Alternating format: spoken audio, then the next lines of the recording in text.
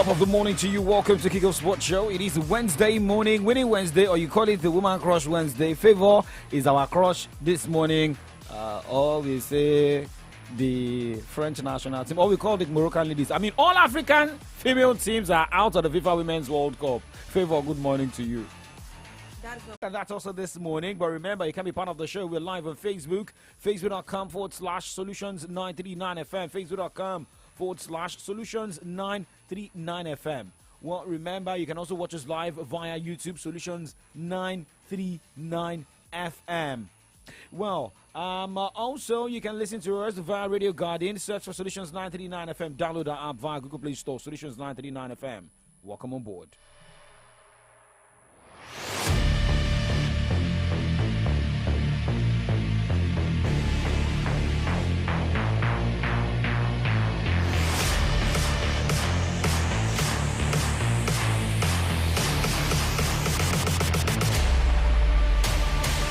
So let's talk about money this morning. Let's go straight to prize money at the US Open.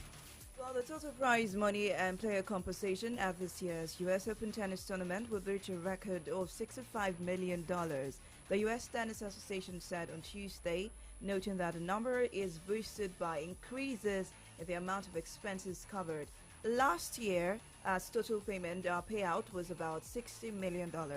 But playing the main draws for singles begin in August 28th at the USTA Billie Jean King National Tennis Center and closes with the women's final on September 10 and the men's final on September 11th. Well, this is the 50th anniversary of the US Open, becoming the sport's first event to pay women and men at the same time, and both singles championships will get $3 million in 2023. I mean, why I will always love this kind of stories because, I mean, after the COVID-19, things are getting better, although they've not gotten to that stage. But now increase is now coming. So for those of those employers who feel like, yes, because of COVID-19, we slashed salaries, because of COVID-19, we slashed pay and the likes, US Open has decided to but it's just a increase pay. It's just by $5 million. In a way, as she swept past Australian qualifier Kimberly Birrell 6-2, 6-2 straight sets. So there's nothing stopping you. Even if you think Serena Williams cannot come back, she will come back and shock everybody. Same as Naomi Osaka. Remember, Naomi Osaka had to excuse herself from tennis because of issue on her husband. Yes, she was pregnant and she broke our heart for those of us crushing on her. But let's look at games this morning. For Sloane Stephens, she's through to the next round of the Canadian Open, walking over Victoria Azarenka and Maria Buskova, Kamila Georgi all went through to the next round of the WTA 1000. For other games are scheduled for today, starting with Alicia Parks taking on Belinda Bencic. We have Katie Butler taking on Corey Goff. Anna Blinkova will be up against Daria Kasatkina, while Iga Swiatek will take on Caroline Pliskova. Jessica Pegula will be up against Yulia Putiseva, and we have this one with Jennifer Brady taking on Elnita Rybakina. Okay, now moving on this morning, and let us talk about the ATP 1000 Canadian Open. Max Purcell, Ben Shelton, Casper Ruud, all through to the next round of the tournament. But looking at all the games scheduled for today, starting 4 p.m., Andrei Rublev will take on Mackenzie McDonald. And looking at Taylor Fritz by same 4 o'clock, taking on Ugo Mbatha, Lorenzo Musetti against the Nasi Kukinakis, Matthew Onardi against Daniel Medvedev, Memir Kaminovic will take on Huber Okars by 5:30. Milos Raonic take on Taro Daniel by 5:30. For other games scheduled for today, Alex de Minaur will be in action against Gabriel Diallo by 7 o'clock. And Matteo Berrettini against Jannik Sinner, Max Purcell against former world number 1 Andy Murray. We'll move away from that this morning and let us talk basketball. It is preparation for Team USA. Well, Team USA completed its 5-day training camp ahead of the FIBA World Cup with 117-74 thrashing over Puerto Rico on Monday night, leaving coach Steve Kerr thrilled with the work his teammates put in as it begins with hopes in a 6-week quest culminating in a gold medal next month in the Philippines. Well, we wish USA team all the best. They know how to do their thing. But let's come back home and let's talk athletics. And about a lady who was dropped from the 2023 World Athletics Championship lists from Nigeria. Yeah, sorry. Well, the Athletic Federation of Nigeria, AFN, on Tuesday released Nigeria's squad list for the 2023 World Athletics Championship in Budapest, Hungary. This year's championship will hold from 19th to 27th of August. Well, let's look at some notable Nigerian male athletes like Shekiri. Okay, Favor, what is happening here? Okay, oh, it's only case that can pronounce the name. Hey, yeah, Ishekiri Ehio Rishe. We have Asha Favor, Sheye Ogunlewe, Alaba Akintola, Fakorede Ade Kalu, Kalente Anunagba, Enekwechi Chukwe Buka. That is in the shot puts were listed. Well, for the females, we have Ese Brume, George, Patience Okon, Success, Umukoro, Favor, Fidi, Rosemary Chukuma, and Ruth Osoro, who made the cut. Also included are Deborah Okay, Mabong, Uko, Ente Uko, and Pamela Amechi. Meanwhile, world record holder and 100-meter hurdles, Toby Amuson was not listed due to charges against her by Athletics Integrity Unit ARU for missing 3 doping tests. Amuson was charged with 3 missed drug tests in a 12-month span, which can lead up to 2 years suspension, even if an athlete never fails a drug test. And you can't just be saying that maybe you did not get the information. That is why you have a team. It is not only about you. It's not only about your name, but you have other people. You have your physiotherapist, you have the psychologist, you have your PR team, you have people searching for information. They look at the dates when you have to go for tests. So, I mean, if you missed the 3 tests, I mean, you have to look at that. So, and you know that let's be factual here. When a Nigerian or a black is breaking or setting record, they will surely look for something to also bring you down. So if you're in that position, you have to just be smart. Do everything necessary. Remember a lot of allegations against Serena Williams. A lot of allegations against Usain Bolt. Asafa Powell. I mean, look at all these guys. But yes, Caspar Semenya. So this and more. But I believe that Toby Amuson will surely learn our lessons. But 2 years, I feel, will be too much. But let's wait for the verdict at the end of the day. But now let's just move on this morning. We move straight to the second half of the show, where we talk football. And something different is coming on the show today. Just wait.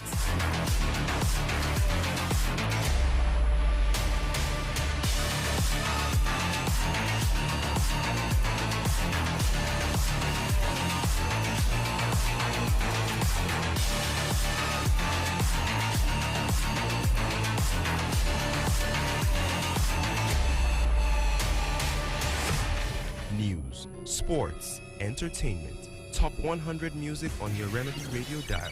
Solutions 93.9. Do not touch that dial.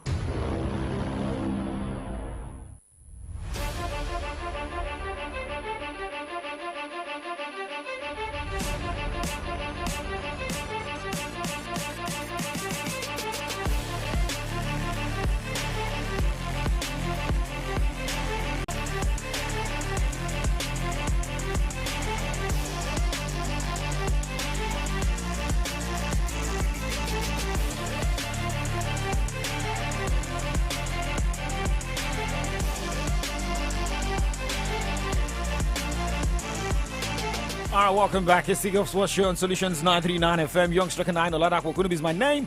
Favor Lawrence is here. And, let's quickly start from the local scene. Teams in the NPFL, same as the NNL, also putting things together that will make them, start the season on the positive note. Well, yesterday it was Shooting Stars recording a 3-0 victory over Remo Stars. Remember, I have left Remo Stars for Sporting Lagos, so nobody should come and be dragging me this morning. Nobody. I repeat, nobody. And, it was a 2-0 drop between Kwara United and Beyond Limit. But at the end of the day, Beyond Limit will be facing Shooting Star Sports Club of Ibadan in the final on 10th of August by 3 p.m. at the Remo Stars Stadium, Ikene, Ogun State. That's the updates from the Value Jet Cup. Yes. However, if teams are doing everything right to make sure that they have a good outing in the new league season starting this month, I think we should say give thumbs up to teams that are putting things together, and shout out to organizers of pre-season tournaments. Okay, now let's move on this morning and let's talk about the FIFA Women's World Cup. Remember, Super Falcons of Nigeria are out. Morocco is out. Bayana out. So we already have teams going to the quarterfinals. What is it? Bayana have been brought out of the FIFA, so we understand all African teams. Yes, I'm just saying. Just let Nigerians know. Kes who has been. Yes, if I could remember, Kes was here outside of this office. I think the last game of the group was shouting and his voice was entering into the studio. But now there's no problem. Now we don't have any African team. In fact, maybe we should just say thumbs up to Nigeria. We did not concede any goal in the round of 16. And we didn't concede. We went to the penalty. Don't say we did not lose. No, we lost on penalty. Wait, hold on. We didn't. We didn't lose any game. If it is about not losing any game, I don't have issues with that. But where are we right now? We're on our way back home. But we tried. We gave our all. That's the most important thing. Nigerians. How many goals did you score? 3 goals. No. Please, plus 2 penalties, 3 plus 5. Oga. I said, how many goals did you score? Kes, calm down. We understand you. If you want to talk, come on the mic. Let us know where you are. Let us know the country you are supporting. Yeah, I know I understand. Yes, it is not. Is it my fault? It is not my fault. I did job where you collect. But actually, let's give thumbs up to all the teams that represented Africa at the FIFA Women's World Cup. I mean, the first time we were having teams qualify to the knockout stage, having Nigeria go to the knockout stage, having 3 African countries in the knockout round. I mean, shout out to Nigeria, shout out to Morocco, shout out to South Africa, which shows that football is growing, female football is growing in Africa. And by the way, it is more of what Nigeria can now pick out of this. Some already saying that yes, Nigeria can, they should pitch coach around the world drum to be Super Eagles coach. And some saying that Chiamaka Nado's they should be drafted into the Super Eagles goalkeeping department. All right, guys, it's going to break. When we come back, we'll give you the teams and the pairings for the quarterfinals of the FIFA Women's World Cup. You don't go anywhere.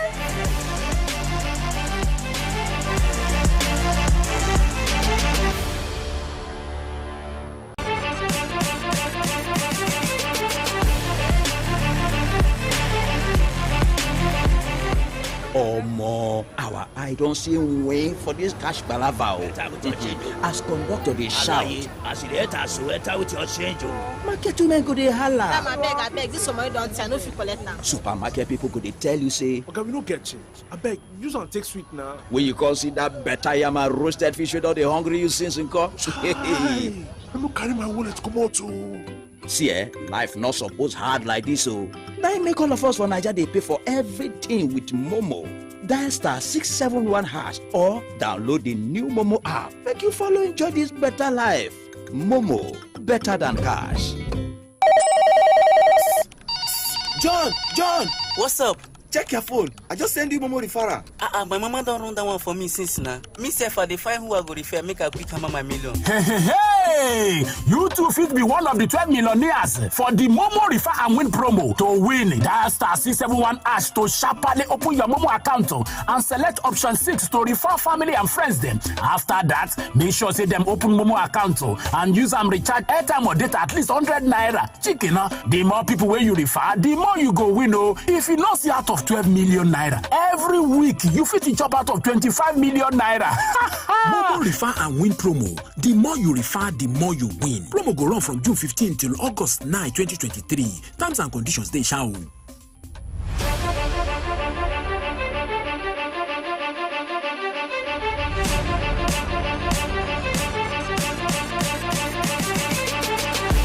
Welcome back to the Kickoff Sports Show. Check the time right now. It is 8:17 from your Remedy Radio Dial Solutions 939 FM. And well, let's go straight and look at the results yesterday. Remember, Colombia moved to the next round of the FIFA Women's World Cup, beating Jamaica 1-0. And Morocco went with knapsack to concede 4 goals against France. In that round of 16 for France qualifying, Colombia qualifying. Now let's look at the pairings for the quarterfinals of the FIFA Women's World Cup. Well, the next match will be the match between Spain and Netherlands. That's August 11. Same date, August 11. Japan will be up against Sweden. Now, Australia will take on France August 12, while England will be up against Colombia. If Nigeria defeated England, we'll be facing Colombia at the Stadium Australia in Sydney. But there's no problem. It has happened.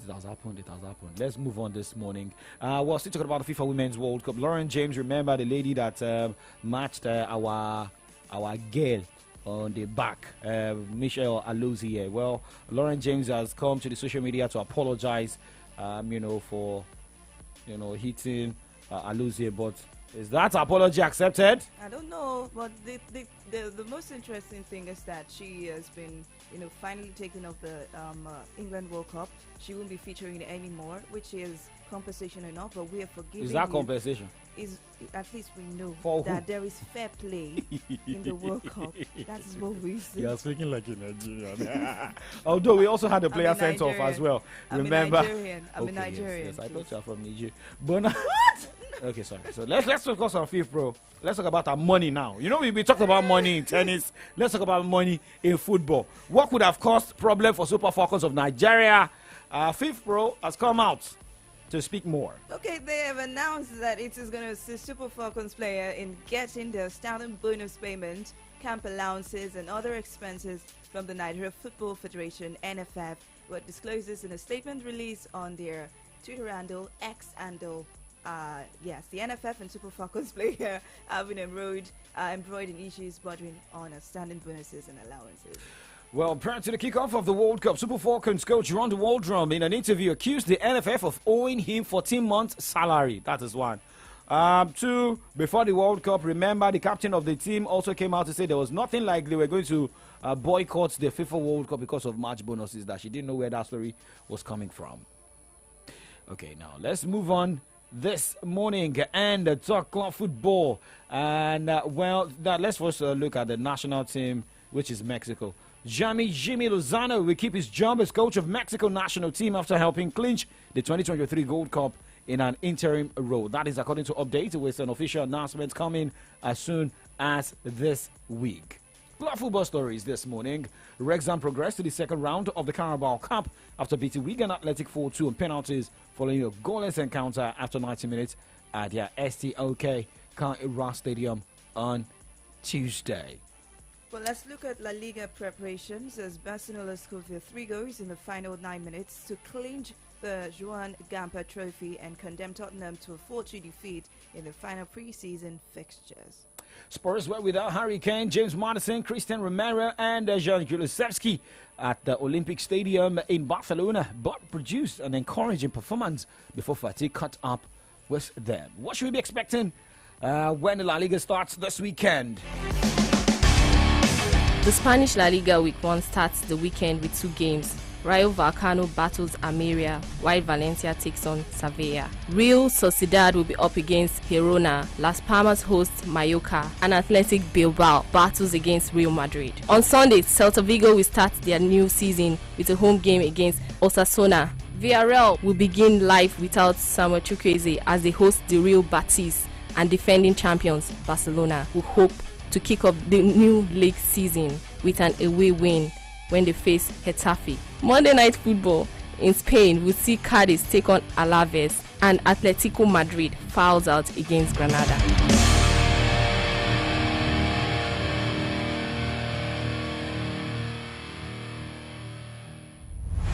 Okay, so one coach who came all the way from Spain, Julian Lopetegui, has left Wolves just days before the start of the Premier League. The Spaniard had been in charge of the Molineux club for 9 months and kept the club in the Premier League. But there's a statement from Wolves. And it reads out, the head coach and club acknowledged and accepted their differences of opinion on certain issues and agreed that an amicable end to this contract was the best solution for all parties. End of quote. An end of quote. Okay, we are also getting update that Gary O'Neill is under consideration for the vacancy. Now let's go straight to England in preparation for this weekend. The English Premier League kicks off this weekend with a Friday night game between champions Manchester City and Burnley at the Turf Moor. Arsenal on Saturday will be at the Emirates Stadium as they take on Taiwo Awoniyi's Nottingham Forest, while West Ham United will battle London rivals Bournemouth. Brighton hosts newly promoted side Luton, Everton will face Fulham, Sheffield United hosts Crystal Palace, and Newcastle United will trade tackles with Aston Villa. On Sunday, Tottenham Hotspur will be the guest of Brentford at Community Stadium in the London Derby, while Chelsea will be at the Stamford Bridge as they lock arms with Liverpool on the Super Sunday. The week 1 of the English Premier League will wrap up with a Monday night football as Manchester United battle Wolves at the Old Trafford.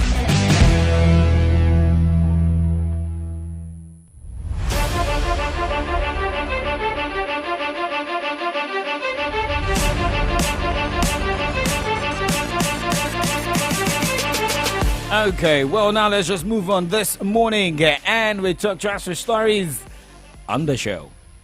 Well, let's talk about the Leeds on loan move. We have Rondon set for Leeds loan move. Tottenham have agreed a deal for Wales centre-back Joe Rondon to join Leeds on a season-long loan. Report have reached us, and that was just what we got. Okay, we're also getting updates that Everton are considering a move for Manchester United defender Harry Maguire, with the possibility of Amado Onana being part of the deal. Okay, sure, that is what we are getting. Well, can Everton pay? I mean, it's a loan, right? No, it's not even a loan. If he's moving to Everton, where did he come from? If he came from Leicester City, so what is so special? Not that he came from a big team to a big team. He came from Manchester United to Everton. Like no. It's not a bad move. It is more of what he can do. He's an English player. You should expect good offers for him. I understand. Everton struggled last season. I get it, but Everton is not a problem. Okay, but let's go straight to Manchester City. Manchester City want to sign West Ham midfielder Luka Paqueta. The Hammers, however, have no desire to enter talks to sell the Brazilian, having just lost Declan Rice to Arsenal. You got the money now. But remember, Guardiola's side have made an opening £70 million bid for Paqueta, which West Ham are set to reject. A report to Portuguese outlet that is according to Get Global. Okay, now let's look at more transfer stories this morning, most especially about Harry Kane and German Bundesliga side Bayern Munich Tottenham Hotspur in England. All right, Bayern Munich want to submit a new offer of 110 million euros, approximately 94.6 million pounds, including add-on for Harry Kane on Tuesday or Wednesday today. The German champions are not giving up on signing the 30-year-old despite their latest offer worth more than 100 million euros. That is approximately 86 million pounds. Well, remember, Bayern are aware that Kane wants his future sorted out this week ahead of Tottenham's opening game of the season at Brentford on Sunday. Well, Arsenal have agreed a fee close to £30 million, that is approximately $38.2 million for Brentford goalkeeper David Raya. Personal terms have been finalised, and the 27-year-old is set to become the Gunners' fourth summer signing after Declan Rice, Jurrien Timber and Kai Havertz. Rice's signing will take the club's summer spending to more to £130 million, and he will replace United States men's national team international Matt Turner, who has agreed a deal worth up to £10 million to join Nottingham Forest. Well, it's a warning and a warning to Raya from Aaron Ramsdale, who has given a warning to the prospect, saying, bring it on. The Gunners goalkeeper has been number one for 2 years after ousting Brent Nelo at the Emirates in 2021, but risks losing a spot with Raya coming in. Let's wait and see. Maybe also motivation for the two goalkeepers. West Ham are growing increasingly confident they can sign Southampton captain James Ward-Prowse in the transfer window. However, Torino have signed West Ham forward Nikola Vlasic for £11 million fee. Vlasic joined from CSKA Moscow for around £27 million in the summer of 2021. All right, Andres Iniesta has joined United Arab Emirates Pro League side Emirates Club on a one-year contract. The 39-year-old Spain and Barcelona legend arrived in Dubai on Monday. Ahead of a signing is deal. The veteran midfielder will have an option to extend his stay until June 2025. Iniesta. At a point in time, we thought Andre Iniesta would be moving to the MLS to join Lionel Messi, in his club there, but where? is a journeyman. Moving on.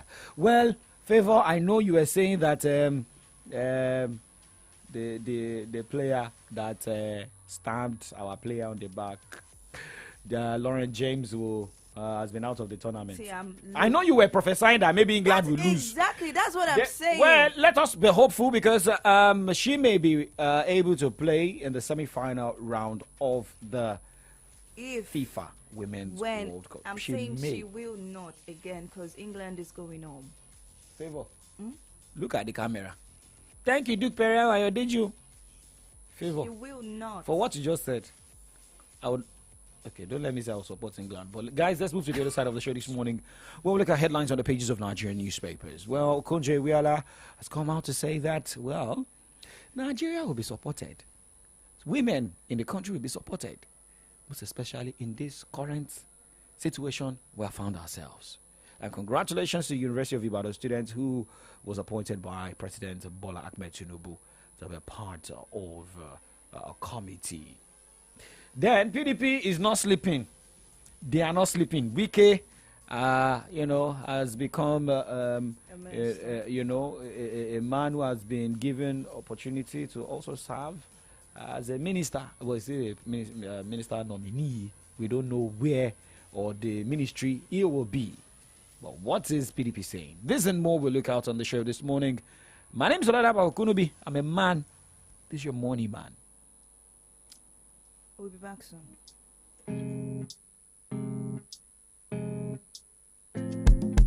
I want to be the one to make you smile every day you look in my eyes. I want to be the one to make you love and love again. Oh, I want to be the one to make you never forget how it feels. I want to be the one to make you smile every day. My morning man, oh. Love me mad, oh. My morning man, oh. My morning man, oh. Love me bad, oh. I want to be the one to make you never forget what it feels like to be with a woman in your life who knows what you really want. I want you to never forget what it feels when the sun shines so bright. Oh, in the morning time when you wake up with a glow. Oh, you are my morning man. I wanna be with you, darling. I wanna be the person you see early in the morning as the sun rises. You're my morning star. Oh, morning man. Oh. My morning man, oh. My morning man, oh. Morning man, oh. Have fun, oh my fun, oh. Mama, yeah, yeah, yeah, yeah, yeah. La, la, la.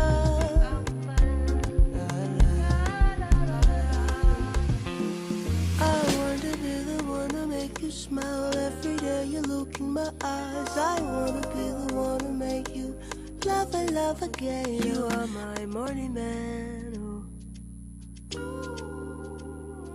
My morning man, my morning man. Ẹ káàárọ̀ nílùú Ìbàdàn.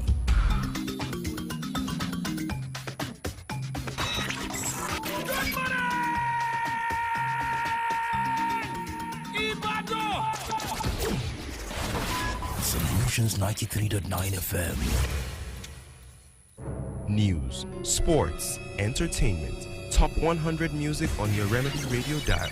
Solutions 93.9. Do not touch that dial.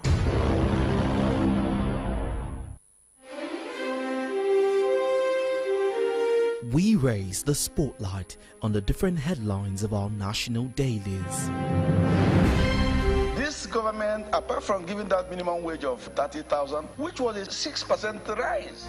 We bring to you In-depth analysis on the major stories making the rounds. And the CSOs to INEC account for 400 billion naira spent on general elections. Interviews with political and government stakeholders. There was a big push on export. We consume a lot. We need to be an economy that an export engine, and we need to be a production. Every weekday, 8 a.m. to 10 a.m. on the Remedy Dial, Solutions 93.9 FM. Welcome to From the Dailies with Favor, Dapo, Laffy, and Victory. Let's talk about the state of the nation. Your voice matters.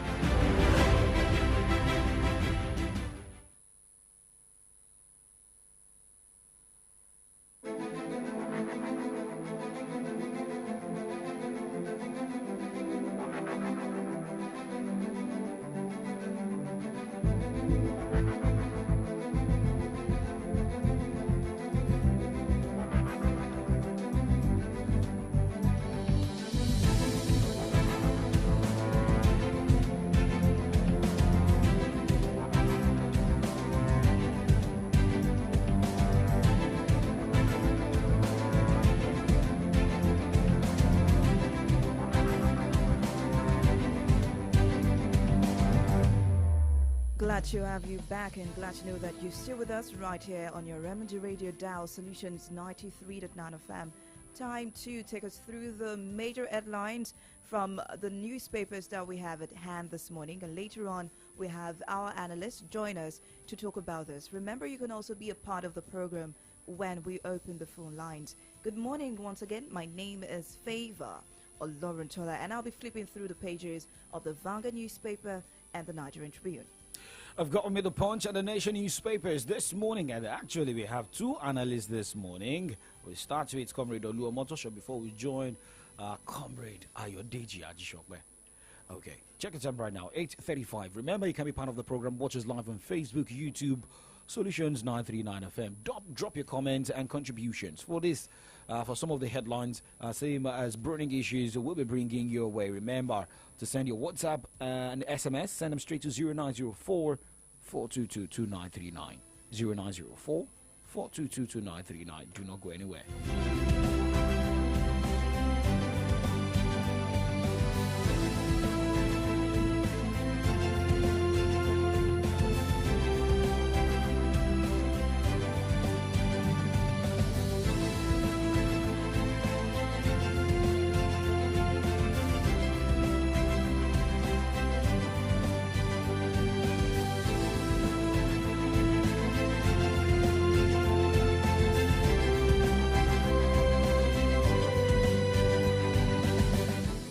First shot from the Vanguard newspaper this morning, where we have federal government reliance on borrowing must end. A statement coming from the President of the Federal Republic of Nigeria, Bola Ahmed Tinubu, and promises to end Nigeria's over-reliance on loans, sets 18% tax to GDP target in 3 years, inaugurates Presidential Committee on Fiscal Policy, task reforms.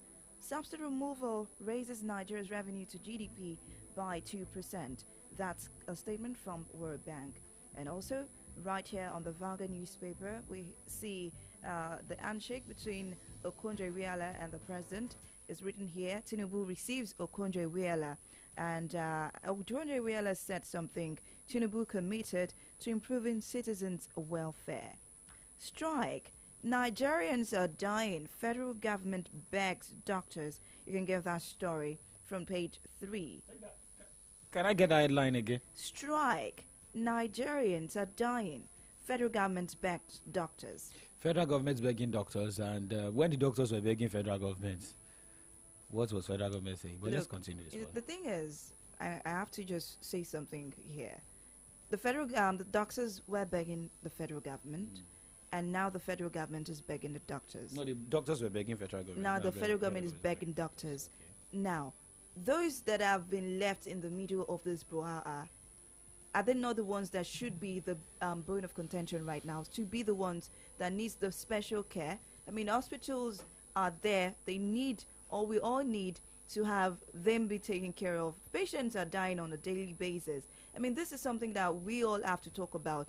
We need to say, you cannot say that you want to, get away from the problem without attending to what really causes in the first place. Well, let's move away from that and look at this one from page 16, where level-headed and informed decisions. That's a statement from Baba Ahmed. Role of a strong and independent judiciary in the nation. Well, that is also from Afe Babalola. Edo PDP to wade into Obaseki / Shuaibu's rift. And Niger coup. ECOWAS ultimatum, not Nigeria's mandate. President Bola Ahmed Tinubu. We have CBN sanctions on individuals, entities revolving with the GS. And the Senate must re-invite El-Rufai to other ministerial nominees, spokesperson.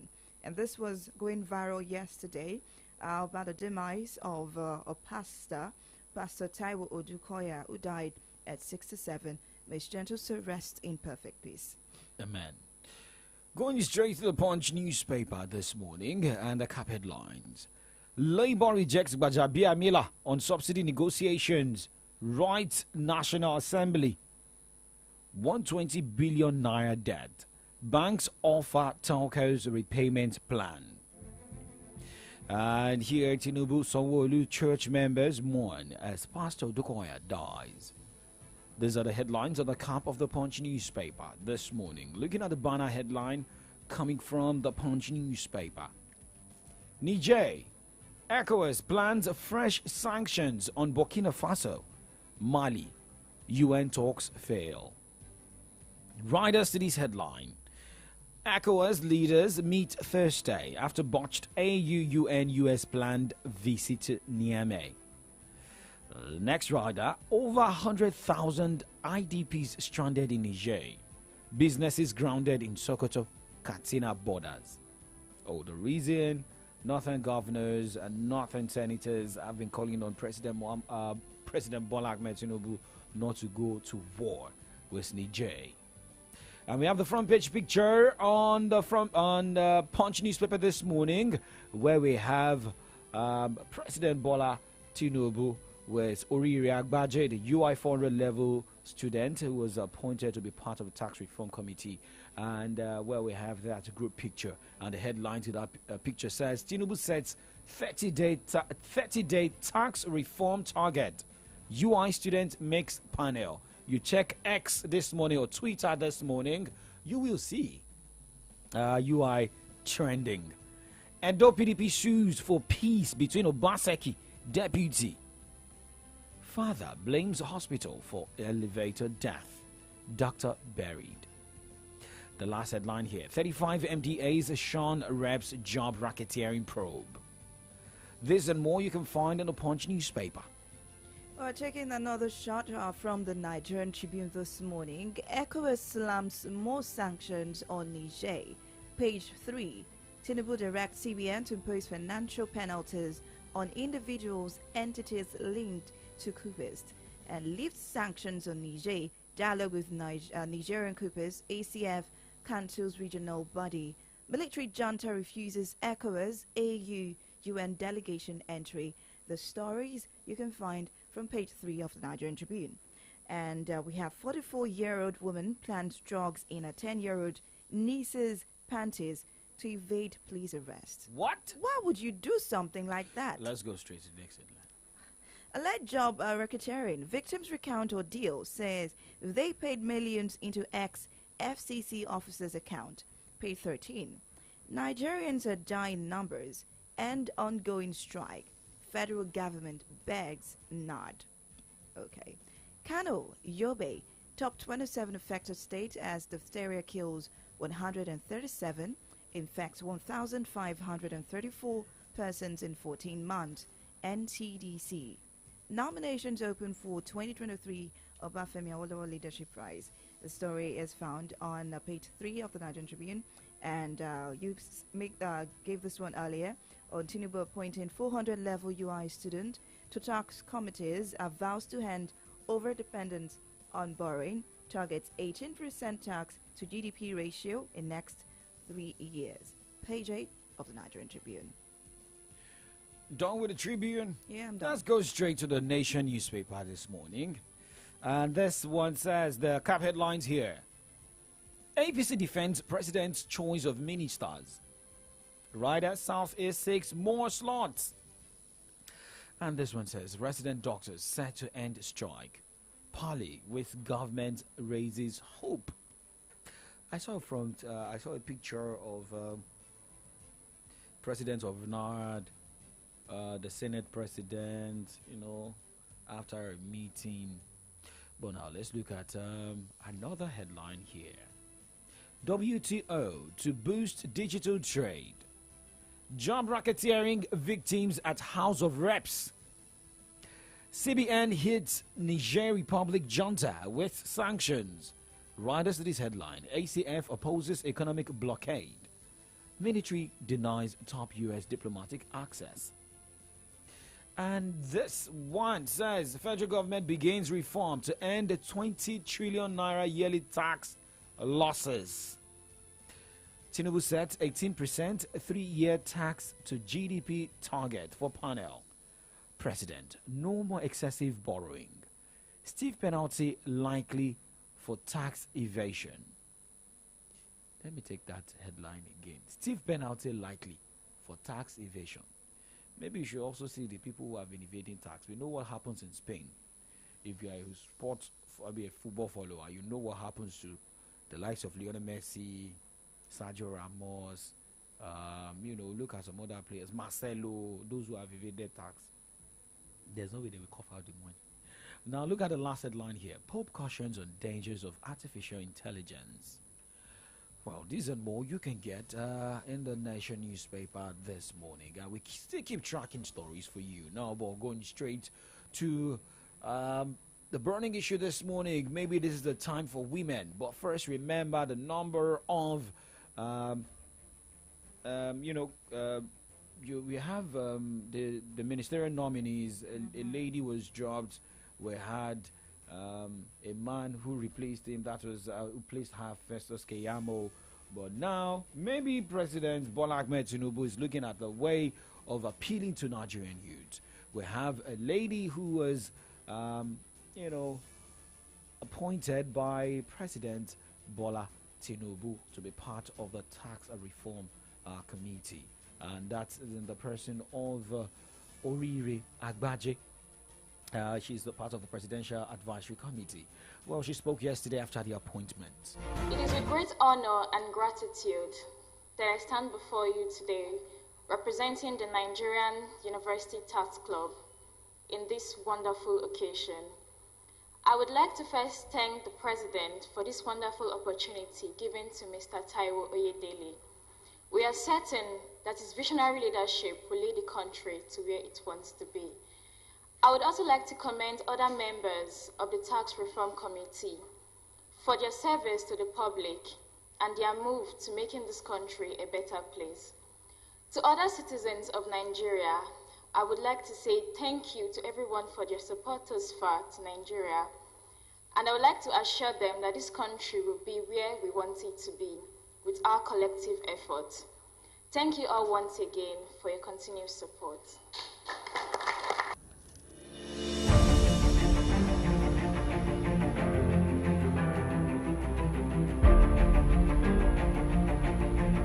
Well, that was the statement from Orire Agbaje. And no, sometimes people feel like, no, this is not true, but you listen to her.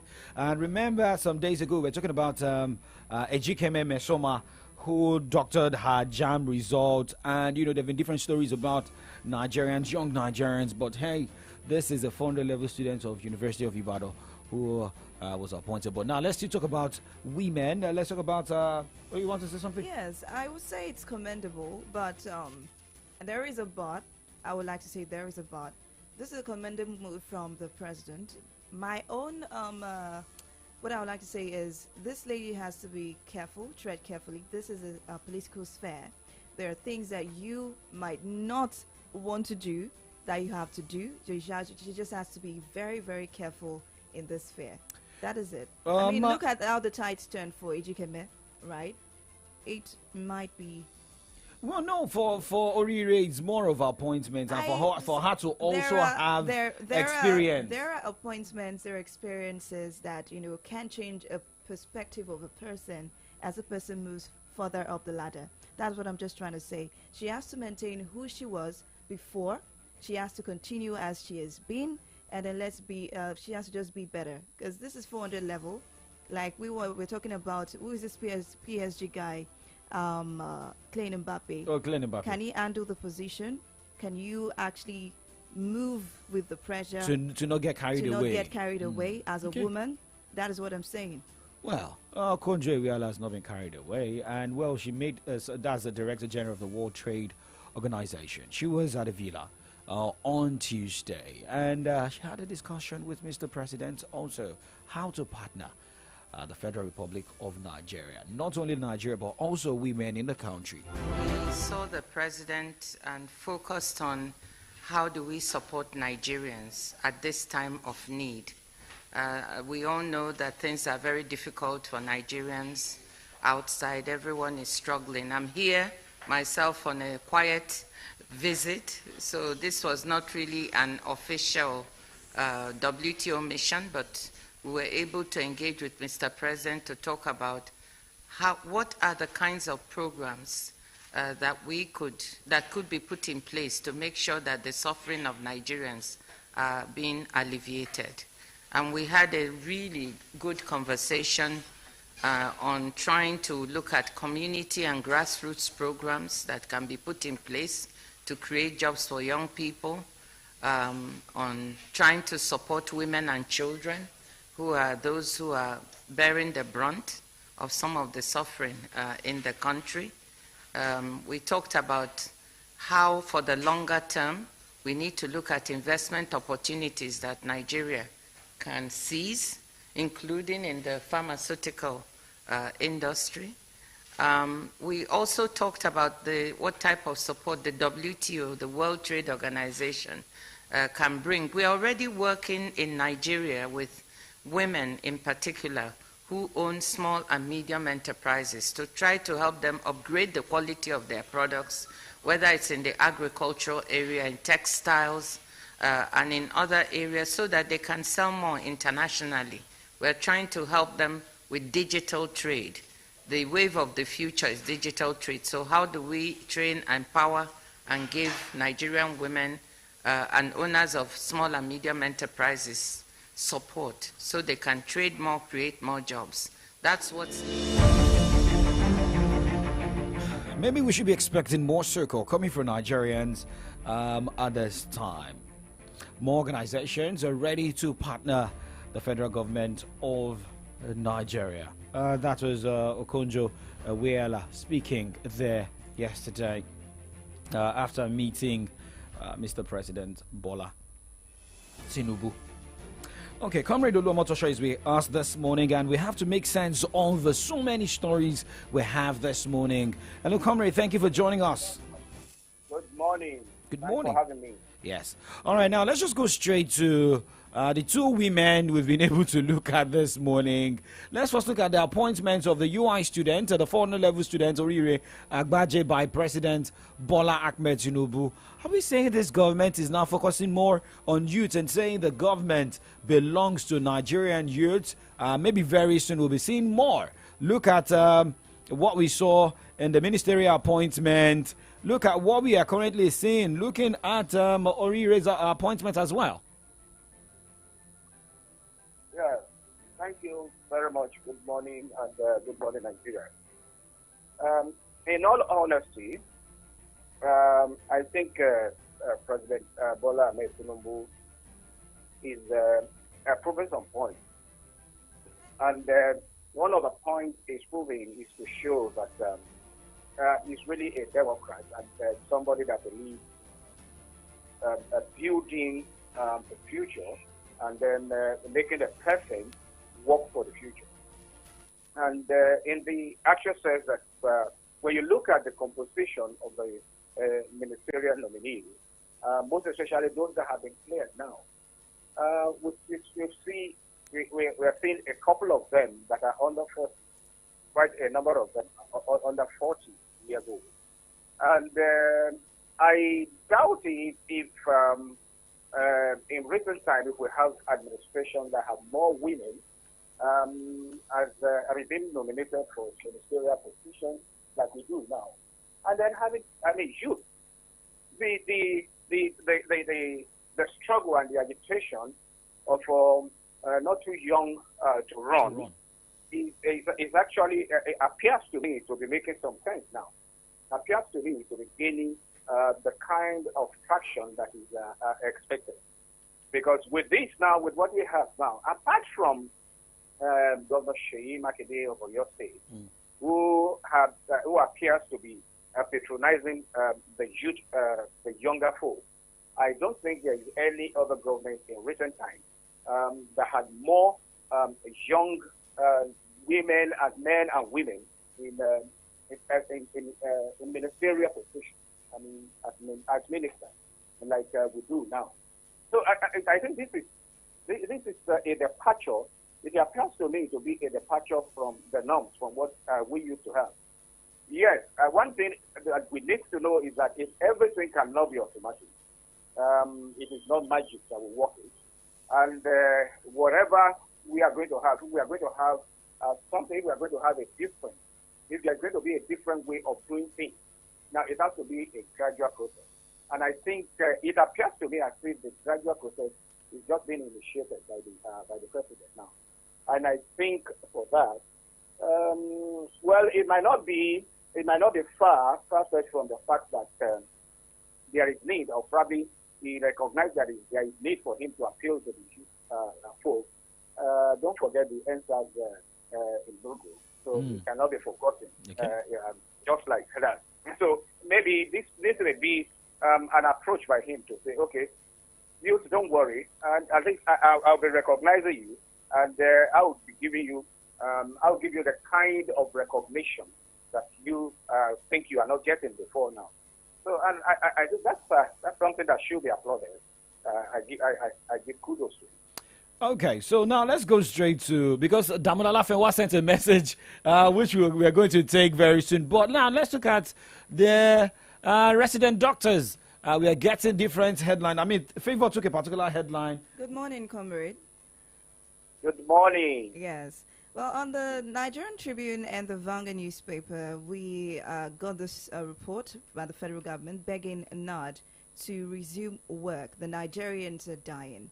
Now, you know, there are some certain things that have been said, that have been done before the strike was embarked on. And the thing is, the federal government is begging, but the major cause of this strike has not been addressed. Now, why begging when you know that you're not ready to heed to the demands of NAD? Yeah, you see, one sector that must not be allowed to go on strike in any society is the health sector. And because everybody will feel the impact. We have a lot of issues right now. Look at the imperial issue, the thing just coming up. And from the news today, we heard that over 1,000 people have been affected. We are getting it that it's spreading to other, to other states now. And of course, we must not wait until we begin to have a situation of emergency before we begin to take action. And whether we like it or not, when you go to any hospital, even before the doctors, the doctors on call, before you get there, before they are there, these resident doctors are always there, at least to give the first attention to whatever emergency that they have. And if they go on strike, so certainly when you go, you need to look for consultants who are not always there, or the doctors who are there, who are not, of course, that can be counted on your fingertips. So a situation like this is something that any government that really has the love of the people at heart will not allow such strike to fester. So now for government to be begging, yeah, that's it may appear to be something extraordinary in Nigeria. But that's not it. I mean, that's what a government should do. Because government is supposed to serve the people. It's only in Nigeria that we glorify people who are elected into position. We call them His Excellency. We do everything. That we make their heads swell, and to the point that they now begin to see other people as being inferior, seeing them as being masters. So that's the way it should be. I think that's the way that they are doing that now. I say kudos to them. And I just want to plead with the resident doctors to give state government maybe a benefit of the doubt. Now, everybody is saying now, government is saying, don't worry, come back. Now, we will all be witness. If they fail again to fulfill the promises that they are making to them now, of course, we will all know. And you can trust, we will always go for them. If they fail to do the right thing. So, but I just want to plead with the doctors, for the sake of the people that are dying, they should just go back to work, and then we will all be there, monitoring the situation. What government is doing. If they fail to do it, then we will be there for them. Okay, let's just keep our fingers crossed ahead of that. Thank you very much, Comrade Oluwamotosho, for your take this morning. We are also begging the resident doctors, but there's a message from Damilola Fenwa this morning. Comrade, before you go, I want you to listen to this message from Damilola Fenwa. Well, it's funny to hear that the federal government is begging the doctors that people are dying. Does the federal government really get concerned about the number of people that die every hour as a result of the hardship the fuel subsidy removal has brought on the masses in the last 2 months?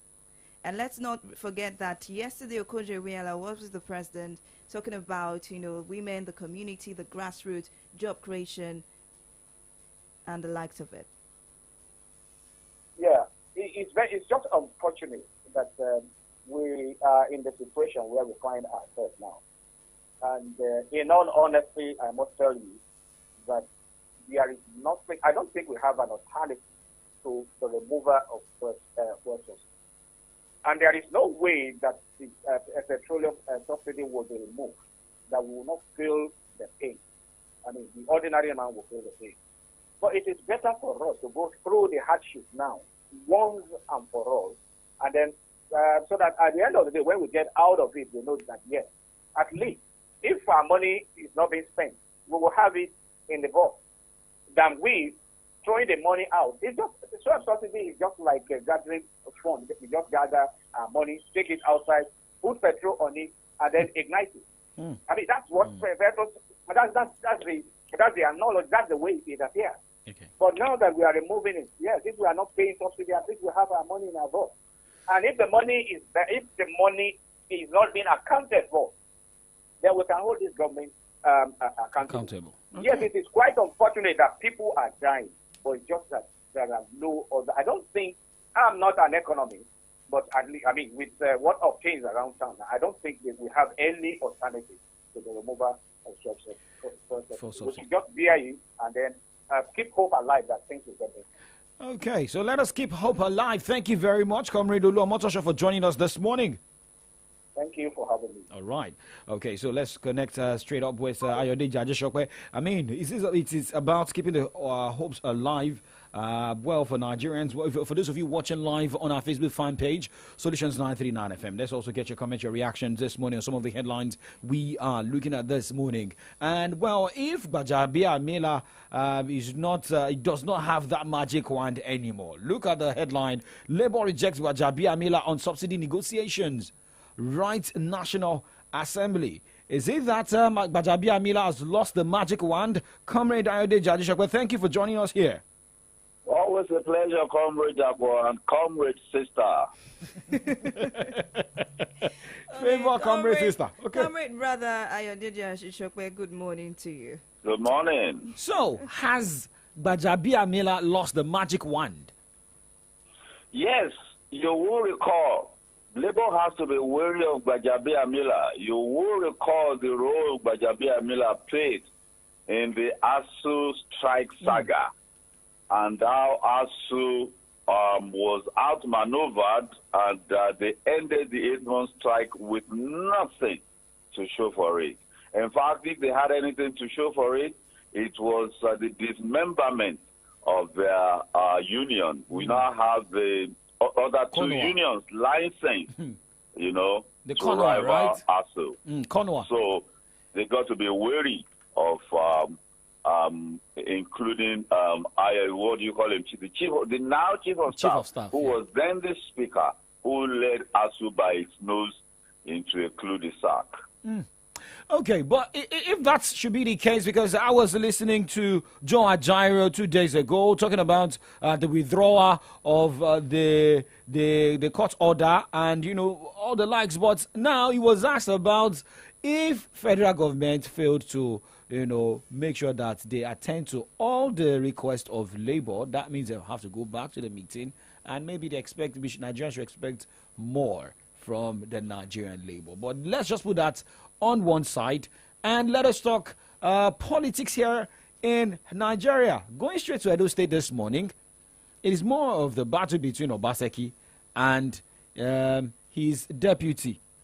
If we look at this has become a continuous crisis. When you have a battle between the governor and the deputy. Remember what happened between Governor Seyi Makinde and his former deputy, and we know what also happened between even Obaseki himself and former governor, who is now senator of the Federal Republic of Nigeria, Adams Oshiomhole.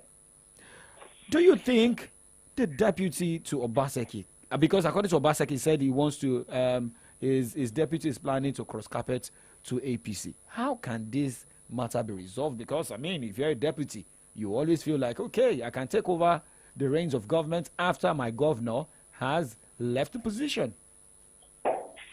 If you look at the antecedents of Shuaibu, the deputy governor, he is by no measure a member of the PDP. By no means. His antecedents as a students' union leader, and even as a politician, it was circumstances. You know, Oshiomhole paired him with Obaseki, and it was to place him, you know, he's coming from the House of Reps. He was coming from the House of Reps. It was to place him in a vantage position. He saw a man in his own mold. He saw a man in his own image. In Shuaib. That was why he paired him. A populist, an activist politician. This Aluta thing is still part of his book. Yes, he has matured. But when it came to loyalty test, Shuaibu had to stand by Obaseki. He said Obaseki was saying he had killed Godfatherism in Minedu, and he also was going to start playing Godfatherism by insisting that Obaseki must do some things in certain ways, and if he didn't do it, he was going to get him off the scene, simply because he was the chairman of the party. And look at the way he dealt with Obaseki. Obaseki was just, in fact, he was not allowed to pass through the processes of primaries. So politically, he stood by his boss. That was just it. And even the relationship of Obaseki with the PDP has not been a particularly smooth one. Look at the state assembly in Edo in his very first term, how it panned out. And what is it that is actually even happening there now? So Obaseki is neither here nor there. And that man must chart his own political future. Obaseki is running his second term. The man must chart his future. I don't think his future lies in the PDP. It does not. And he has reconciled. We must also note that he has gone to reconcile with Obaseki, with Oshiomhole, his political leader. That is his political leader. Obaseki is not his political leader. Obaseki is his boss. And that boss or deputy relationship is going to end with this tenure. His future lies with Oshiomhole. That is where he belongs to. And unfortunately for him, I think they come from the same senatorial district.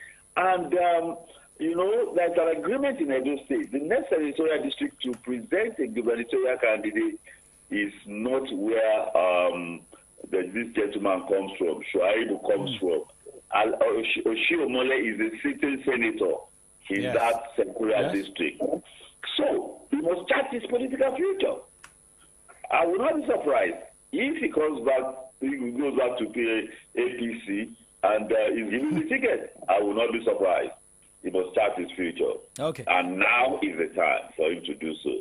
If it is about the future of Shuaib and, his political leader, who is now a senator, maybe he can also fight for him for any political appointment if peradventure he even loses the governorship ticket. But let us, because I mean the way it's going is like whenever the political season is about starting, it is always a battle between the deputy and the sitting governor. We know what happened between Ladoja and late Adebayo Alao Akala. We know what has happened between a lot of leaders out there. But now let's move on this morning. So let's talk about Okonjo-Iweala. Is Nigeria now ready? If we have that partnership, how can the Bola Ahmed Tinubu led government manage funds and we stop borrowing, we get more support and we utilize it? Because for Okonjo-Iweala, she said, they're ready to partner the federal government, ready to help the women in Nigeria. But remember, on Saturday, Sunday, Serap sued Mr. President for failing to even show how the subsidy money gotten from the subsidy, saved from subsidy, will be spent. Mr. President is yet to show us how the money saved from subsidy will be spent. And we are also getting an opportunity or even getting the support from the World Body, talking about finances, talking about the World Trade Organization. Yes, we have always said that Nigeria's challenge is about revenue. And when you say revenue, it is coming from two sides. The generation of that revenue and the leakage. If leakages are blocked, and then we generate more revenue through tax, and I'm not talking about increasing the tax burden. I'm talking about enlarging and deepening the tax net. I can assure you, and I've seen it, it's not something I read somewhere or I was told. I have seen how the rich, they say it's not tax evasion. They say it is tax dodging. I once worked in an institution, the private organization, and I saw the company lawyer, valuation of properties of the company. And I saw him altering it, and I said, they called a valuation company, and the valuation company had already done the valuation. And then, of course, the covering note was there, and then they tampered with the actual valuation. I said, why are you reducing the valuation? I said, this is tax evasion. They say it is tax dodging. So if all these things are properly done and tax dodging is prevented, and we even have tax evasion, outright tax evasion, maybe they should be using people's bank accounts, to even ask them, if you have ₦1 billion return in a year on your account, they should ask you how much tax are you paying. You understand? All these things should be trackable when people have a single identity. So if you deepen and widen the tax net and block leakages in the oil and gas sector, midstream, downstream, and upstream, NNPC Limited, go and put it on the stock market. Let due diligence be done. So all of this, and in all ministries, departments, and agencies, these leakages are blocked. Well, we have heard Zach Adedeji say that the major revenue agencies of Nigeria, NIMASA, Customs, and the Federal Inland Revenue Services, they won't integrate all of them. When we start doing revenue generation smart, you understand, we are going to be better with revenue. And then, of course, all these international agencies, African Development is assisting Nigeria. If a World Trade Organization can do so. And, of course, I know that the Bretton Woods institutions will partner with Nigeria. And with the man we have in public space now, is a finance expert, and incidentally did his financing stuff in oil and gas. So he has an understanding of all these things. But he has so many things on his table. The politics, the administration. I hope he can delegate some of these things so that he can concentrate on some of these things. So that it is not going to be a one-night thing. It is not going to happen in 2 months. It's going to happen in 3 months. We got to give this president, I must tell you, some space. The man has not even spent 90 days. They talk 100 days in office. Nobody is even talking about 100 days. They started tackling him the second he came into office. I wish he had the 100 days. I wish he had the luxury of 6 years or even 1 year before people started, judging him. But time will not permit that. Yes, time will not permit us. Comrade, let's look at the leakages and the targets. According to the Vanguard newspaper here, I have this setting 18% tax to GDP target in 3 years. Is it 3 years enough to, curb the leakages, to actually get these targets done and make sure that the financing sector of Nigeria is on track positively? Yes, look, you just look around. We could go back in time when the Federal Inland Revenue Services came into being, when it was reformed rather, and Obasanjo brought in this woman from Bank of Industries, I've forgotten her name now. We had a lot of improvement. And then when we have to, amend some of these tax laws. And this is what this committee that the president put is going to do. 3 whole years, he even gave them a 30-day mandate. Even without that 3-year spectrum, there's a 30-day mandate that some things that has to be done within 30 days. You understand? Some of these things, some people are getting waivers of taxes and running into billions and trillions. All of this, it doesn't have to be at the whims and caprices of the president or the minister of finance. It has to be regulated. Not that you will just run behind the line and run to the presidency and you get a waiver for this and get a waiver for that. It has to be regulated. 3 years is a lot of time. It is a lot of time if all of these things can be done smartly. You understand? Not just these things online. And you can see new inflow, real time. When Legajo was governor here, it was every Monday morning he knew the status, and that was way back in 2003 to 2007 when things were not actually digitalized. By every Monday morning, he knew the status of all the accounts of Oyo State government. Not to talk of 2003 to 2007, and now we're in 2023. That's 20 years after. Real time, if government revenue inflow and outflow can be monitored, then the leakages can be ambushed. Okay. All right, thank you very much, Comrade Ayodeji Ajishokwe, for joining us this morning, and we hope that when all these leakages are blocked, Nigerians can just breathe a sigh of relief that, yes, we are happy with Nigerians, money is coming in, companies are not being shut down, and everybody can spend wisely. Thank you very much, comrade brother and comrade sister. Have a wonderful day. Thank you, Comrade Daddy. Bye-bye. All right, so we'll move to the other side of the show this morning because we have an exclusive interview, right? Do not go anywhere. Still AM Update on Solutions 939 FM. The sun, have you seen the moon? They are shining light for you. And have you seen the stars shining in the dark? 'Cause God is still watching you. Life is beautiful, however you choose. Be grateful for life. Love is beautiful whenever I'm with you. What a time to be alive. In no matter the condition, believe in your heart and you go there alright. No forget say after rainfall, and after the dark, the sun goes shine. Keep your heart, my friend, don't lose yourself. In the morning time, the sun goes shine. Do your best, but don't lose yourself. 'Cause in the morning time, the sun goes shine. Have you ever seen the when she holds her little one?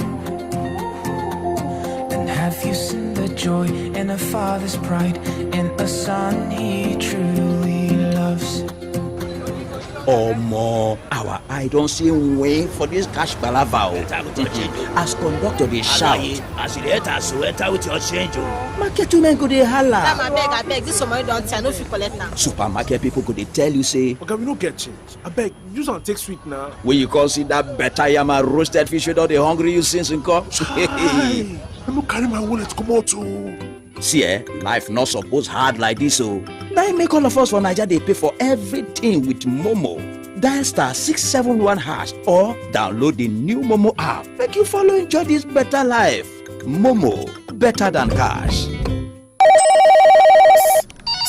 John, What's up?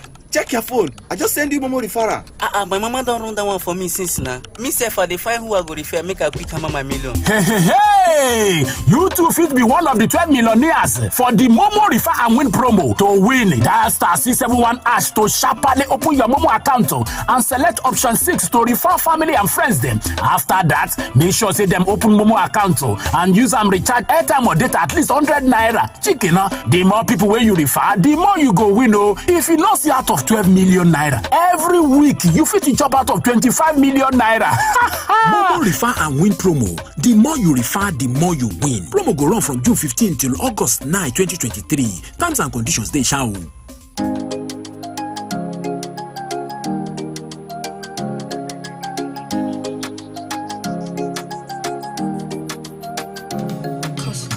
Thank you for joining us. Still Solutions 939 FM here in the city of Ibadan. And well, this morning we have the pleasure of having Dr. Moraki Okunle Oloyede, who is with us this morning. Is the chairman, Chartered Institute of Personnel Management, CIPM, Oyo State.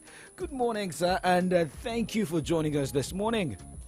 Good morning, Mr. Dapo. Yeah, it's thank a you very pleasure much. being here. Good morning, sir. Good morning, Northern. How are you? Fine, thank you very And much. we also say good morning to Solutions 93.9 FM Ibadan.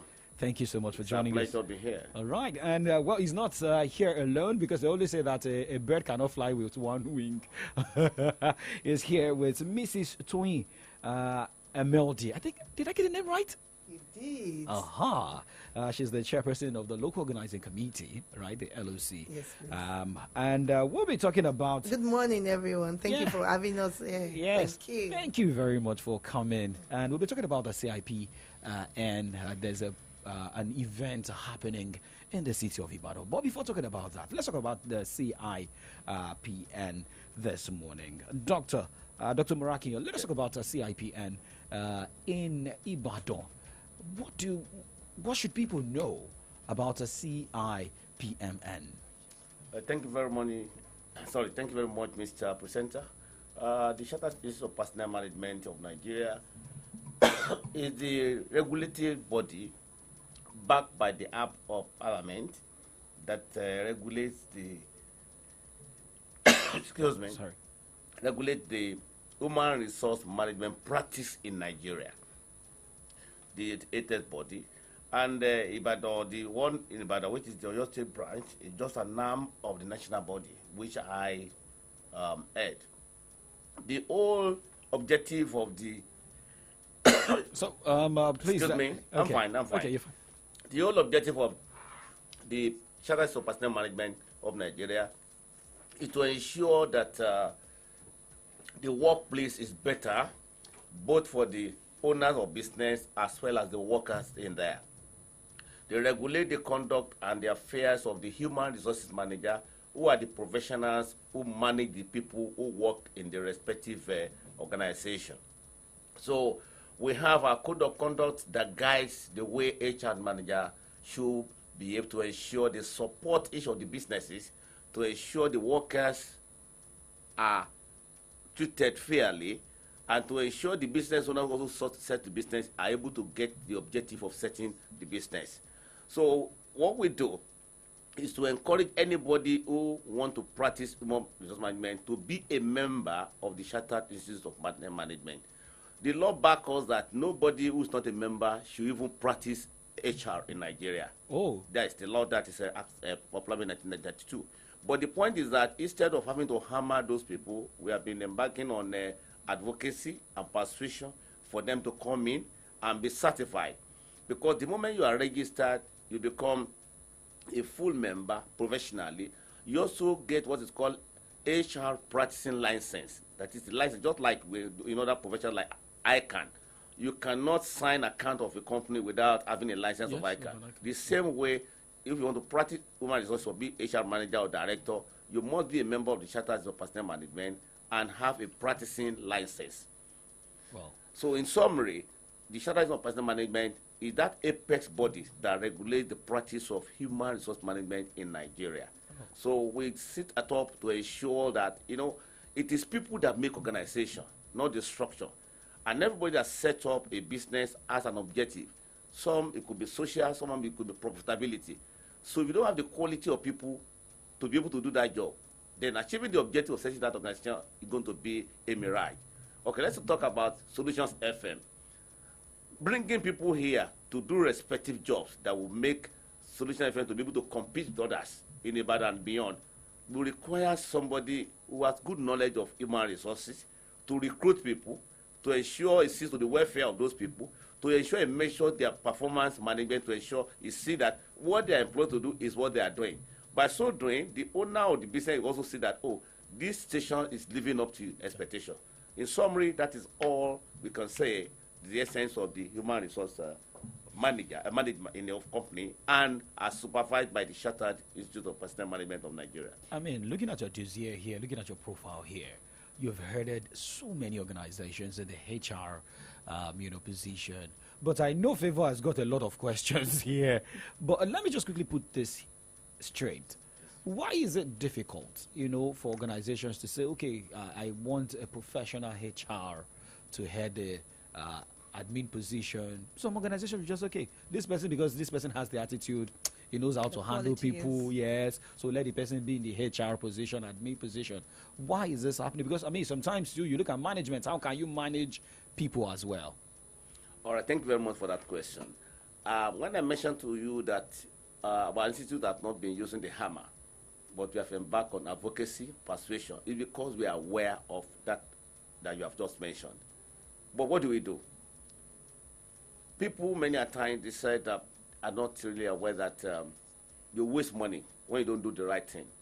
If you bring somebody in to practice HR, the quality of people that is going to bring for you will not be the one that will have brought if we have a professional person sitting at top of that. If they have organization and you want people to be able to put their best, you also need a professional in HR management who is able to advise management accordingly in terms of what you do.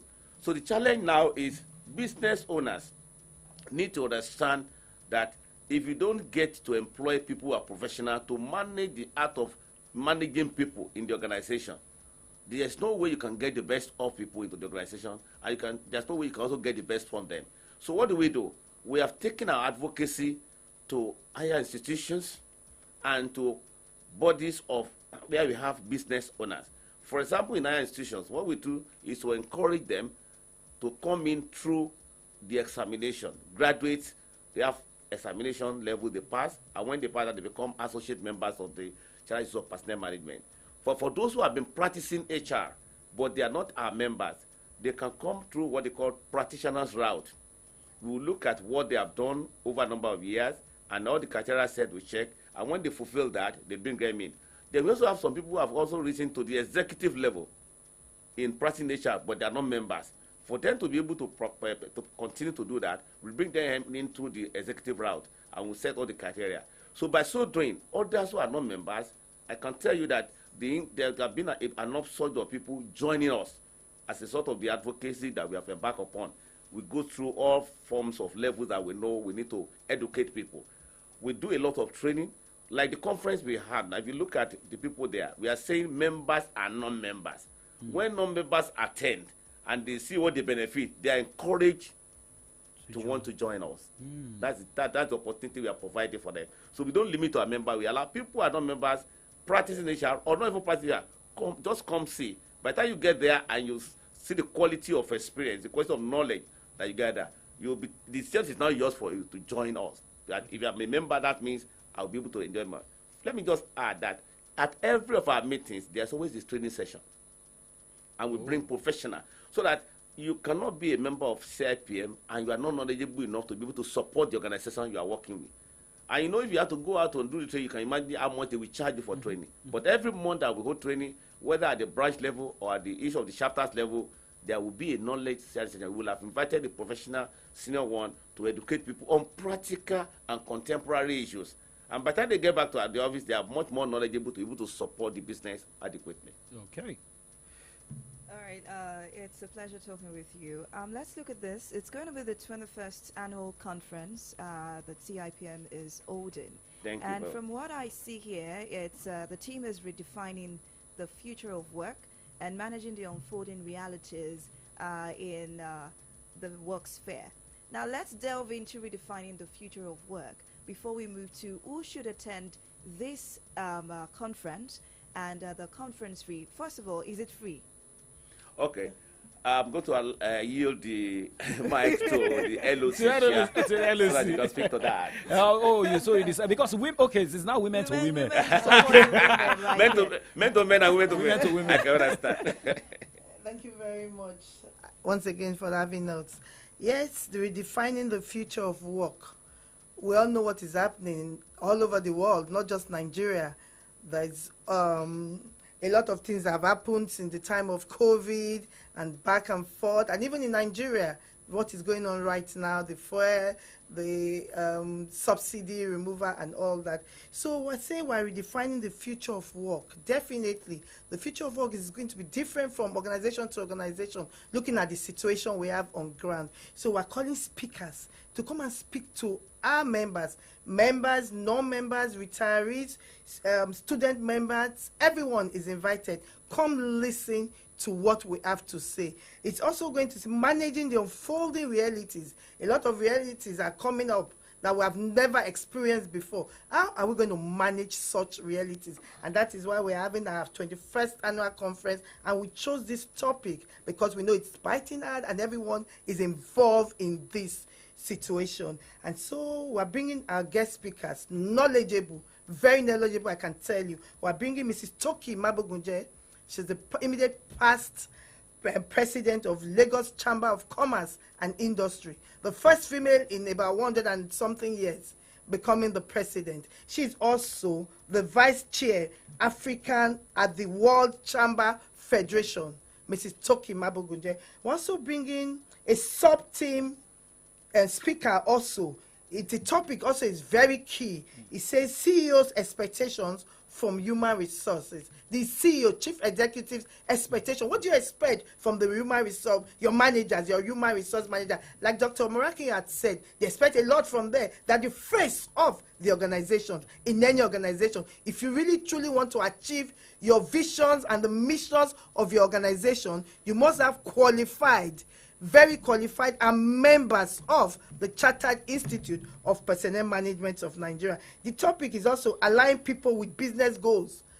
Align people with business goals, key. And the top team speaker is Engineer Dele Abioye. He's also the MD of Boa Foods. They're both coming from Lagos to attend this program. And of course, we have our president and the chairman of the governing council, our own Olusegun Mojid, FCIPM. He also is also going to be there, and a lot of other members in the society that are key members also. So it's not free actually. Yes, for members it's 20,000 members of the institute. For non-members it is 25,000. For retirees it is 15,000. Or student members 10,000. And we also have the virtual. It's physical and virtual. So for virtual, those that will be attending virtually is 10,000, because we know that everyone will not be able to leave the organizations at all times. So it's virtual. We have some virtual participants also. I like the idea of virtual, you know, looking at the traveling movement and people, yes, but for those who are listening right now, because a lot of people are listening to Solutions 939 FM, even outside Nigeria, and they want to at least have experience. I believe there will be certificates of participation. For definitely. People. Okay, so the venue, for those who want to be there, where's the venue and what time? It's at the Jogos Center. It's tomorrow, Ibadan Jogos Center, tomorrow 9:30. They can also come there and pay. We'll be there at 7. From 7 a.m. we will be there. The LOC members and members of the ESCO will be there at 7 a.m. So most of the people that want to pay on grant, they will be there to receive them. Jogger Center will begin at 9:30 a.m. tomorrow. Okay, I mean, looking at what we've been discussing about HR. I mean, and look at this is your 21st annual conference. Let us look at all your State as a whole. Let me go straight to the doctor. I don't want it to be like it is a man-to-man discussion. It's allowed. Okay, it's allowed. So, doctor, looking at the number of your members, what's the number like in the state? In the state, we have about 500. Okay, Yeah, 500. Yeah. Wow. And how has it been like? Looking at how they've been moving, the development, and how it has been for your for the organization, for you as a whole. Looking at the experience you have, how you've also been been able to nurture these people. If you have that number. All right. Thank you very much. You will know that government is the largest employers of labor. So we have a very good relationship with the Oyo State government. Okay. So a lot of members of in the civil service, a lot of people in the civil service who are in the admin role, they are our members. Oh. And they are also with us. And like what I told you, we have what they call value proposition. What are we giving them? What are they benefiting? And the most important one among all is that of the training. From time to time, we offer them free. We're free. This year we've done 2. We had one at the University of Ibadan. We had another one in Oyo. We invite people from organizations who are HR managers and also government, and we train them.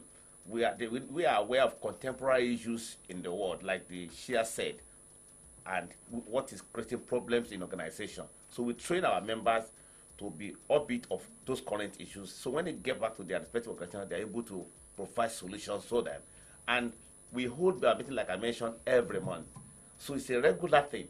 The branch we hold this meeting, we have one chapter at Ring Road that covers all the organizations in Ring Road, Oluyole, down to Express. So when they hold their meeting, all HR professionals around that, they hold their meetings in one location or virtually. So they are the opposite. Because what we are trying to do is to create convenience for people. We cannot all be convenient. There's another one in UI. All the UI, Poly, Songo, or Joe Assis, they made there. Then there's the central body that is led by me, that's the branch. We usually hold our meeting. We do hold at Premier. Now Premier is under renovation. We hold at Scriptural Union Guest House, Samanda. And at times when we do physical, like you have said, because of the sensitivity to having to take people off their work, we also do virtual. But at any time we hold our meeting, there are training programs. There are what they call case study discussion. There are people, and we invite people who are experienced to be able to share with people, question and answer follow. So it becomes something that people always look up to every month, that they don't want to miss such meeting because of what they gain from that. So that is what is increasing our number. It has helped to increase our number because if somebody attends and benefits, he's able to tell a colleague of his who's not a member that, oh, you are missing if you don't join this organization. Okay. And well, come to think of it, the only token amount of money is paid compared to other organizations, because it is not supposed to be difficult for people to join. It's for them to be part of it and also ensure, because if you are here and our HR manager, we get to know that it's doing well. It's our joy that is supporting your business. And when we also, another thing we also do is to be able to provide support to organizations. When we visit, we do what we call courtesy visit, industrial visit, or institutional visit to higher institution, to organization. And when we come, we listen to what are the challenges. And we as a body will support the HR manager of that organization to come out of whatever challenges. And when they do that, the organization itself will know the impact of the HR manager there, that it belongs to a professional body that is adding value to that organization. Okay. That is what we have been doing to drive membership. Now, talking about, I mean, we know that there are some other organizations. There is it monthly levy? Is it the yearly levy? Do you do that also? We do. We are non-profit organization, so we only rely on the subscription of our members, and it's only annual. At the branch level, we pay annual, and at the national level, we pay annual. We have conferences like this. The conference of the branch is what we are doing now. In November, there will be a national conference. We call it International Conference and Exhibition. Usually do it holds in Abuja. That will be coming on November. So when we pull all those cooperation together, the organization that we are able to organize like what we are having now to educate people on a yearly basis. This conference, like she said, is something everybody always look to every year because we are very, very circumspect in choosing the speakers. We are talking of people who has headed the Lagos Chamber of Commerce and is also sitting at the World Chamber with the experience. You can imagine the type of experience he's talking. It's not like just talking for purpose of talking, but sharing experience that people get back to their offices and they're able to understand and be able to use.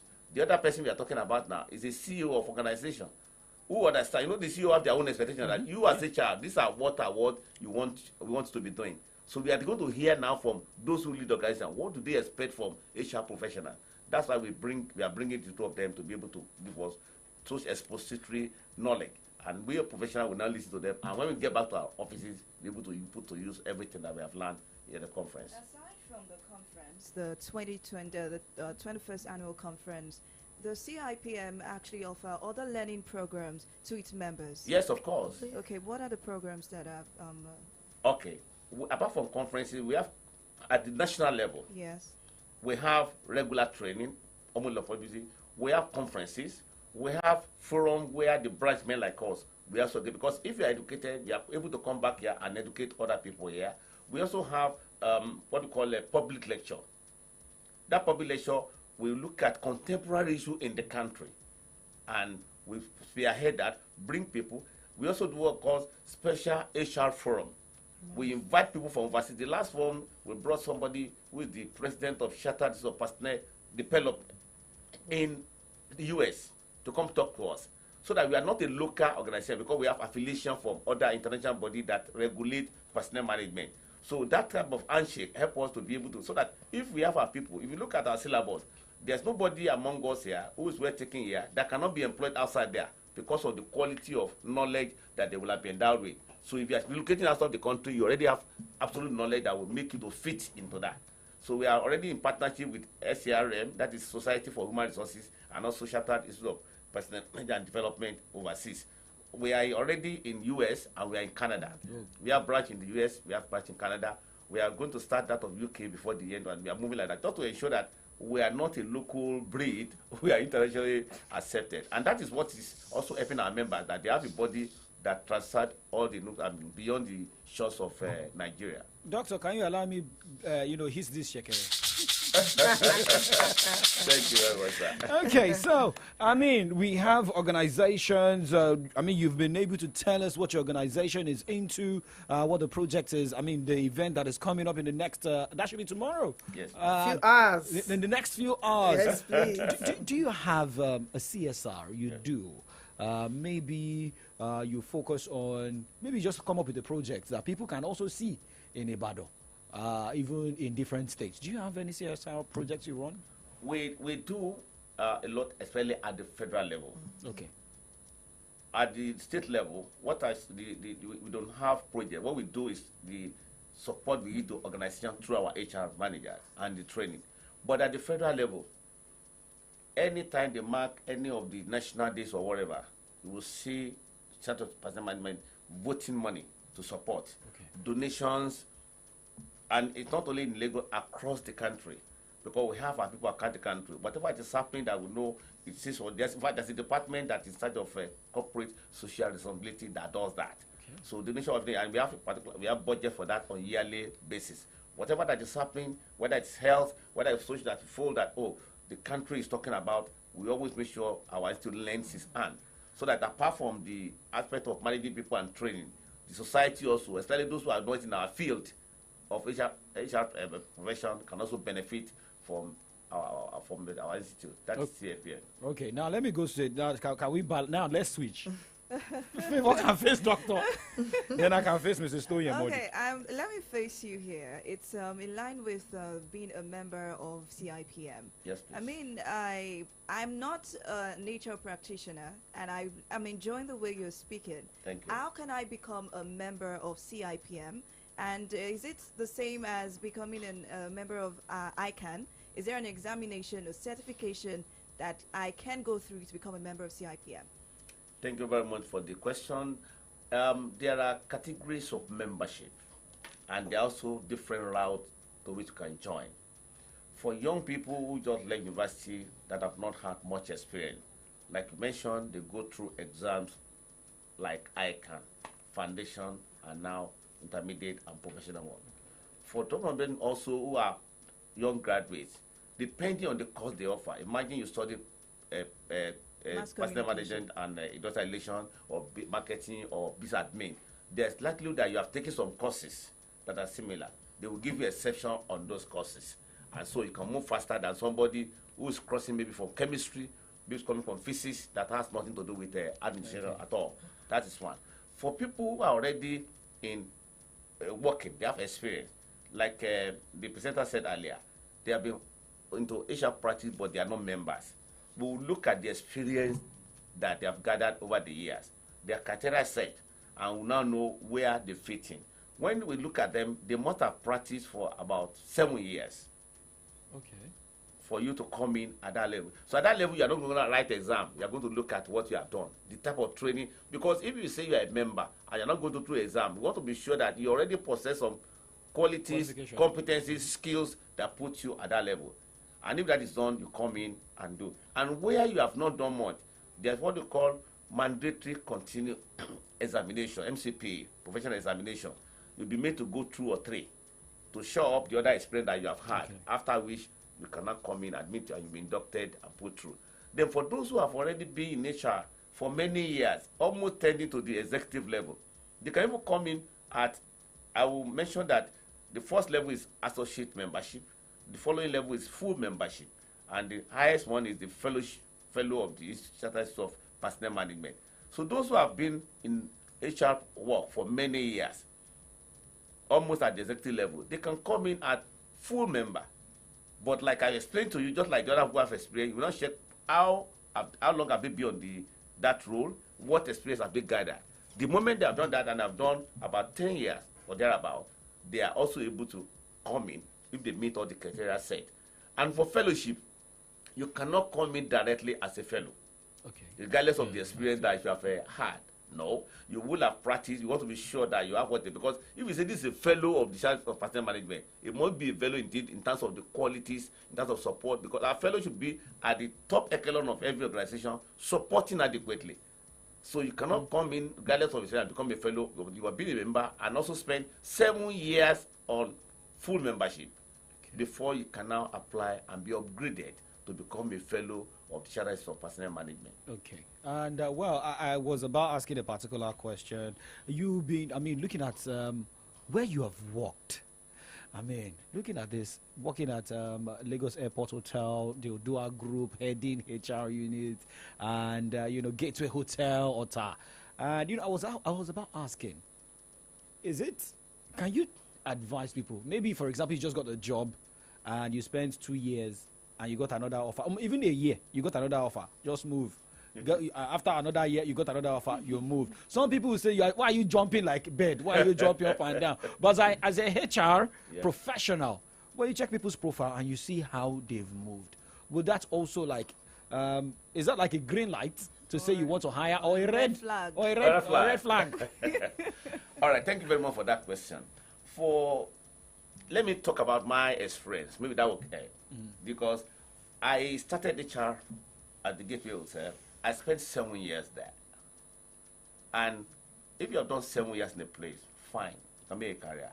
But if you also have opportunity to advance your career in terms of experience, in terms of better pay, in terms of what have you, because everybody also wants to get to the pinnacle of his career. So that was what made me to go into banking. They were looking for head of HR, and I was qualified, and I applied, and I didn't know anybody there. That was how I got to banking. Okay, I moved.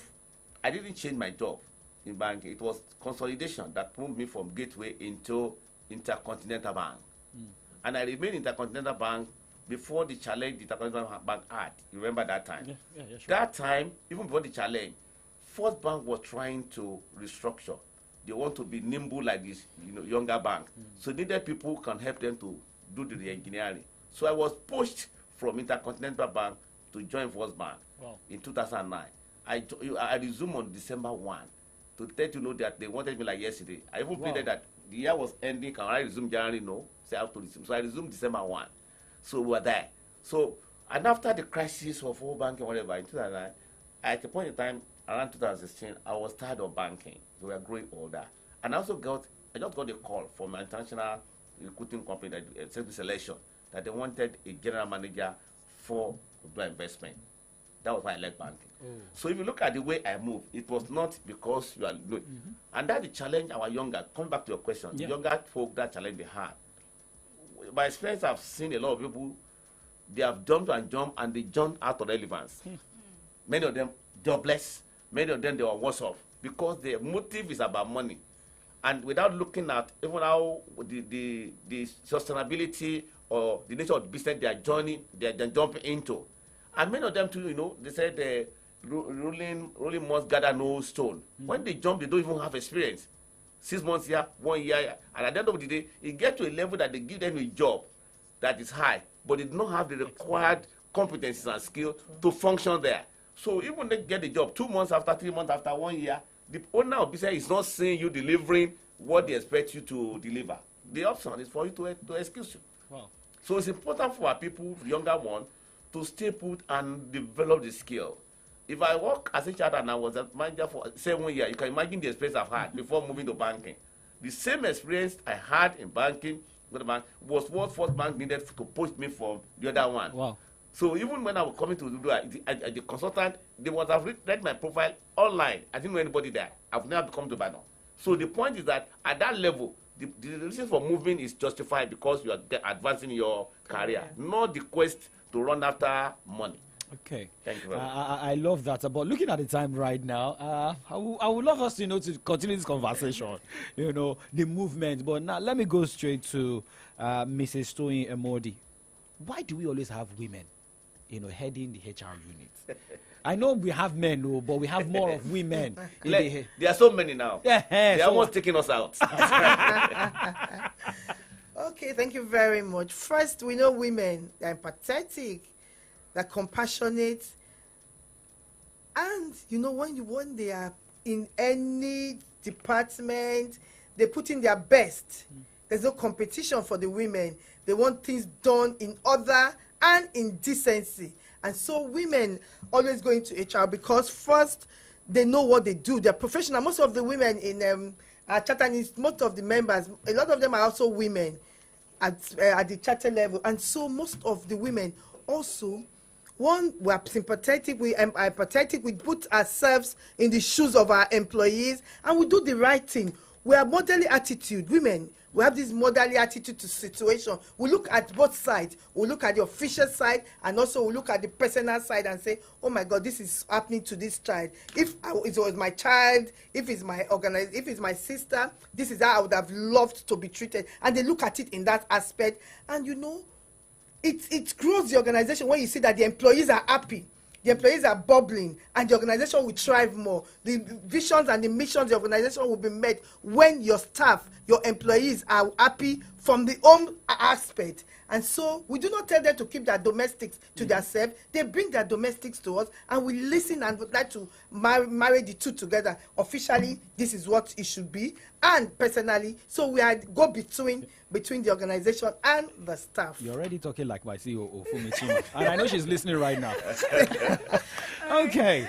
Let's still talk to Mrs. Emodi. You answered my question earlier, but I would like us to go back to the 21st annual conference coming up tomorrow. All right. Let us give this detailed, something detailed about the conference right here. Right. Remember, it's once again, it's redefining the future of work. Yes, please. Especially with this fuel subsidy and the likes of it going on in Nigeria right now. Yes. What should the HR personnel, non-members, members coming to the 21st annual conference look out for?